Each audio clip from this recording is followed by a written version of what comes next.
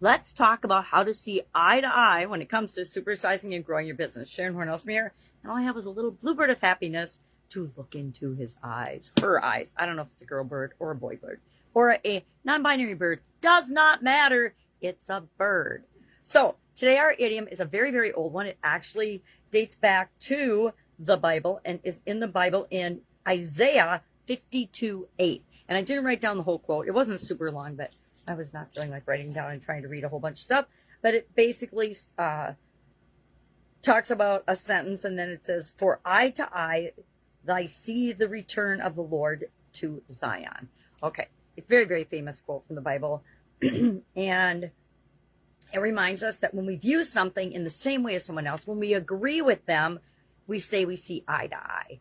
There's a lot of questions about, is that really an idiom? Yes, it's absolutely positively an idiom, because it doesn't mean literally looking to someone's eyes and seeing them eye to eye. It means that we are in agreement on something or about a topic or something. So what does this have to do with growing and building and supersizing our business? Well, if we can get the people that we serve, our customers, to see things from the way we want them to see them eye to eye in agreement, then they'll want to do business with us. They'll want to buy our products and services. If we are in negotiations and we can come to agreement, that's a way of seeing eye to eye with the people that we're negotiating with.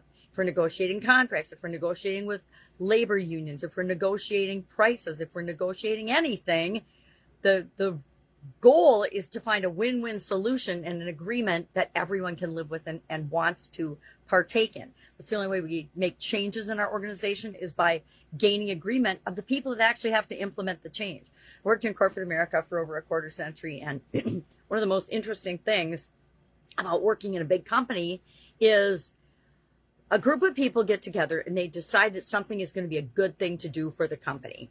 And then they don't necessarily ask the people that are involved in that activity, and they don't necessarily understand what really it takes to do certain jobs and certain functions.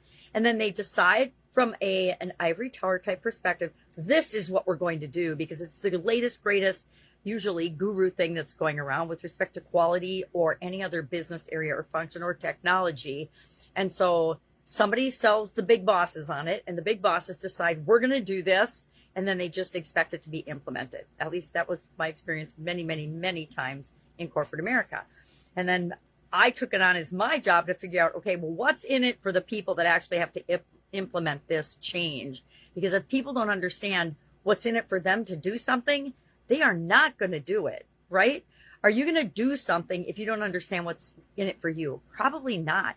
One of the best ways to sell ourselves and convince ourselves that a change is right for us is to understand why it's a good thing, right? I think if we can put on our what's in it for me filter in a positive way, we make changes really, really quickly and easily inside of our organization. And that is a terrific thing to set an example as in your organization, as the leader of your organization.